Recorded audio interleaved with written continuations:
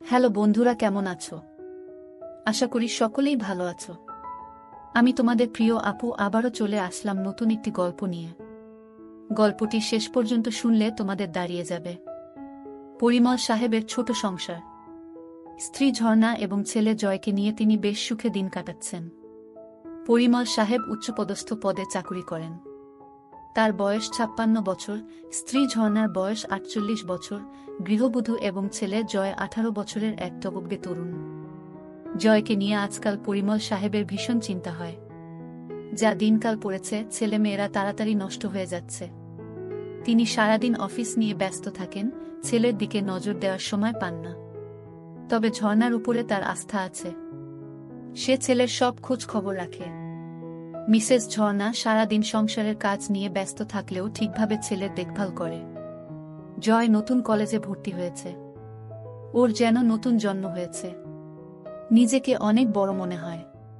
তুষার জয়ের খুব ঘনিষ্ঠ বন্ধু।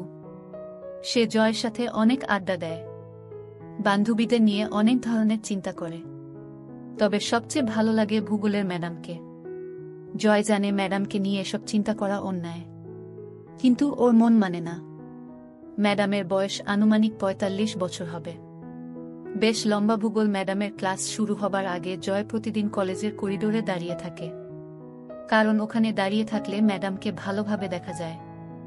ম্যাডাম যখন হাঁটেন তখন তাকে দেখতে অনেক সুন্দর লাগে। আজকে জয়ের মন ভালো নেই। রাতে ওর স্বপ্ন হয়েছে। এটা জয়ের কাছে নতুন নয়, এর আগেও হয়েছে। কিন্তু আজ স্বপ্ন ভূগোলের ম্যাডামকে নিয়ে হয়েছে। স্বপ্নটা দেখার পর থেকে জয় কেমন যেন একটা অপরাধবোধে ভুগছে।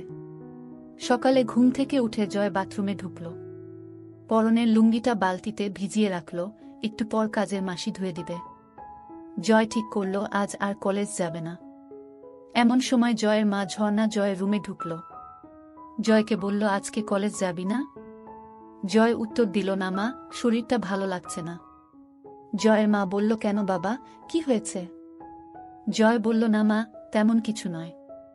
জয়ের মা আর কথা বাড়াল না। সে বলল, ঠিক আছে, আজ আর কোথাও যেতে হবে না। টেবিলে খাবার দিচ্ছি, তুই খেতে আয়। ঝর্ণা ডাইনিং রুমের দিকে রওনা হল। জয় পিছন থেকে তার মায়ের হেঁটে যাওয়া দেখছে। হঠাৎ ওর মাথা ঘুরে উঠল। শরীরটা ঝিমঝিম করতে লাগল। অবাক চোখে জয় দেখল ওর মাকে। মাথার মধ্যে আবোলতাবোল চিন্তা জেঁকে বসল জয়ের। পরক্ষণেই মনে হল, ও এসব কি ভাবছে? ছিছি, নিজের মাকে নিয়ে কেউ কখনো এ ধরনের চিন্তা করে? জয় মুখ ধুয়ে রুম থেকে বের হল। তুষারকে ফোন করল। হ্যালো আন্টি, তুষার আছে? ওপাশ থেকে বলল, কে? জয় নাকি? জয় বলল, হ্যাঁ আন্টি, আমি জয়। একটু ধরো বাবা, ডেকে দিচ্ছি। একটু পর তুষার ফোন ধরল। কি রে জয়, কি খবর? তুষার, আজকে কলেজ যাব না। শরীর ভালো নেই। কলেজ ফাঁকি দিচ্ছিস কেন? চল না। জয় একবার ঠিক করল কলেজ যাবে। পর মুহূর্তেই ঝর্ণা তার চোখের সামনে ভেসে উঠল। না রে, তুই যা। আমি আজকে আর যাব না। ফোন রেখে জয় খাবার খেতে বসল। যতই চেষ্টা করছে মার ব্যাপারটা মন থেকে মুছে ফেলতে, ততই যেন আরো বেশি করে চোখের সামনে ভেসে উঠছে। জয় ঝর্ণাকে কিছু বুঝতে দিল না। ঝর্ণাও টের পেল না যে সকাল থেকে তার ছেলে ড্যাব ড্যাব করে তাকে দেখছে। ধীরে ধীরে ঝর্ণার চিন্তা জয়কে গ্রাস করল। দুপুরের দিকে জয় টের পেল, আজ সারাদিন শুধু মাকে নিয়েই চিন্তা করেছে। এর মধ্যে মায়ের সাথে ১ ঘন্টার মতো গল্প করেছে। কথা বলতে বলতে সে চোরা চোখে মার উপর নিচ ভালো করে দেখে নিয়েছে। জয় ভাবছে, ৪৮ বছর বয়সেও মা কত সুন্দর।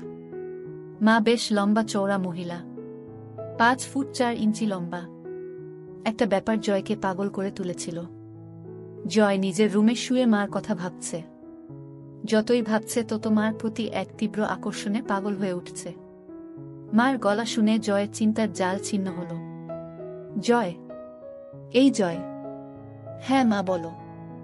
আমি স্নান করতে গেলাম। কেউ এলে দরজা খুলে দিস। ঠিক আছে। হঠাৎ জয়ের মাথায় একটা দুষ্ট বুদ্ধি চাপল। স্নান করা অবস্থায় দেখলে কেমন হয়, কিভাবে দেখবে ভেবে পাচ্ছে না। হঠাৎ ওর মনে পড়ল, ওরা যখন এই বাসায় প্রথম আসে তখন মার রুমের বাথরুমে ফলস ছাদে পুরানো মালপত্র রেখেছিল। তখনই খেয়াল করেছিল ছাদে 2 ইঞ্চি একটা ছিদ্র আছে। শুধু তাই নয়, ওই বাথরুমের ছাদে তার রুমের বাথরুমের ছাদ থেকেও যাওয়া যায়। জয় এক লাফে ওর বাথরুমের ছাদে উঠে মার বাথরুমের ছাদে গেল। ছাদে একটা কাগজের কার্টুন বিছানো রয়েছে। জয়ের বুক টিপটিপ করছে, হাত কাঁপছে। কার্টুনটা সরালেই মাকে দেখতে পাবে। আস্তে আস্তে কার্টুন সরিয়ে ছিদ্র দিয়ে ভিতরে চোখ রাখল। মা এখনো বাথরুমে ঢুকেনি। জয় আর উত্তেজনা ধরে রাখতে পারছে না। ছাদে বসে মার অপেক্ষা করতে লাগল। কয়েক মিনিট পর মিসেস ঝর্ণা বাথরুমে ঢুকল। জয় নিঃশ্বাস বন্ধ করে দেখতে লাগল। ঝর্ণা টুথব্রাশে পেস্ট লাগিয়ে আয়নার সামনে দাঁড়িয়ে দাঁত ব্রাশ করতে লাগল। ঝর্ণা এবার শাওয়ারের নিচে দাঁড়িয়ে স্নান করতে লাগল। জয় বুঝতে পারল মা আর বেশিক্ষণ বাথরুমে থাকবে না। জয় হাতের কাজ শুরু করে দিল।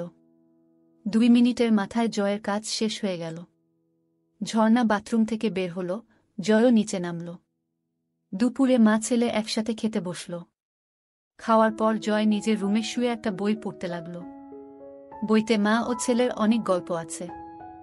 সে মজা করে গল্পগুলো পড়তে লাগল। ঘণ্টা খানেক পর জয় শুনতে পেল মার ঘরে ফোন বাজছে। ঝর্ণা ফোনে কথা জয়কে ডাকল। জয়, ঘুমাচ্ছিস নাকি? না মা, বলো। তোর বড় জেঠির শরীরটা আবার খারাপ করেছে। বাসায় কেউ নেই। তুই যা তো বাবা। আশেপাশে কোনো ডাক্তার থাকলে সাথে নিয়ে যা। জয় ঝটপট রেডি হয়ে রওনা দিল। জয় পৌঁছে দেখে জেঠির শরীর যতটা খারাপ ভেবেছিল ততটা খারাপ না। জয়ের জেঠির বয়স 50 বছরের মতো হবে। জয়কে জেঠি নড়ে উঠল। জয়, এসেছিস? জেঠি, তোমার শরীর কি খুব খারাপ? হ্যাঁ বাবা, সকাল থেকে শরীরটা খুব ব্যথা করছে। ডাক্তার ডাকব? ডাক্তার লাগবে না। এখন কেমন বোধ করছো? ওই যে বললাম, খুব ব্যথা। কোথায় ব্যথা করছে? পিঠে আর কোমরে।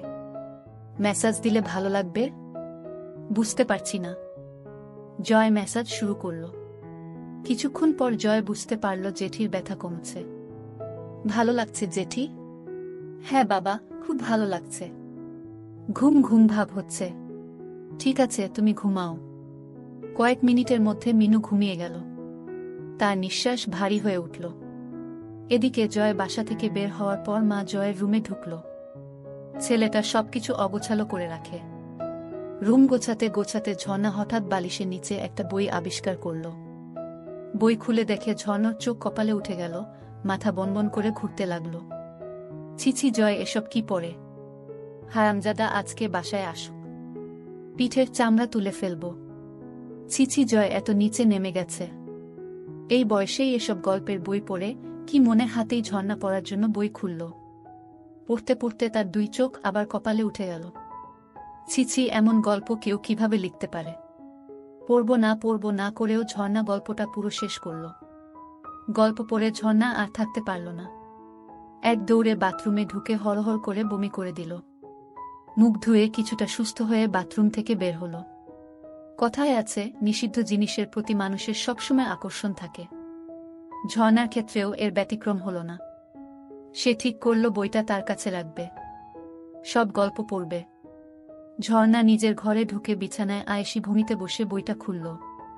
বই পড়তে পড়তে ঝর্ণা টের পেল তার উরু বেয়ে একটা পানির ধারা পেয়ের দিকে নেমে যাচ্ছে।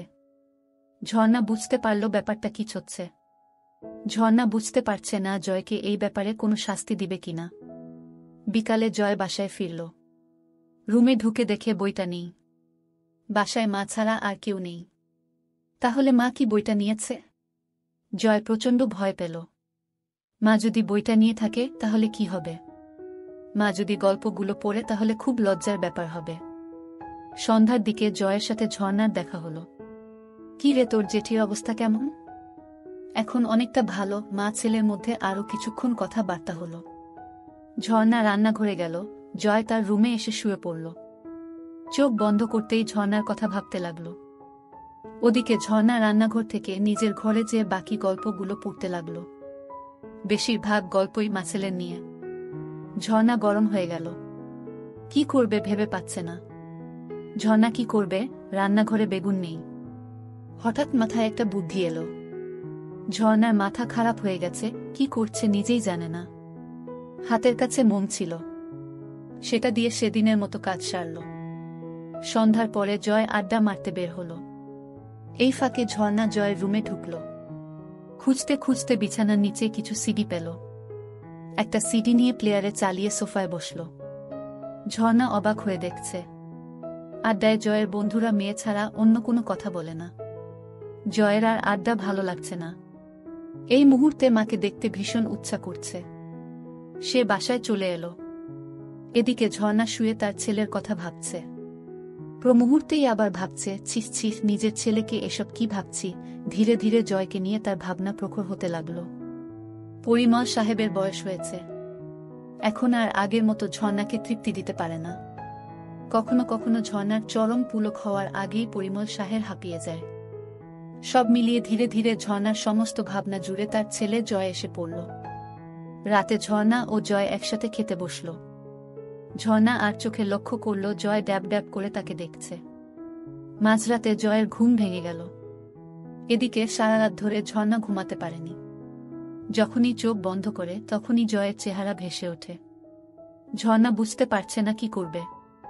একদিকে ছেলের প্রতি নিষিদ্ধ টান, আরেকদিকে মা ছেলের সম্পর্ক।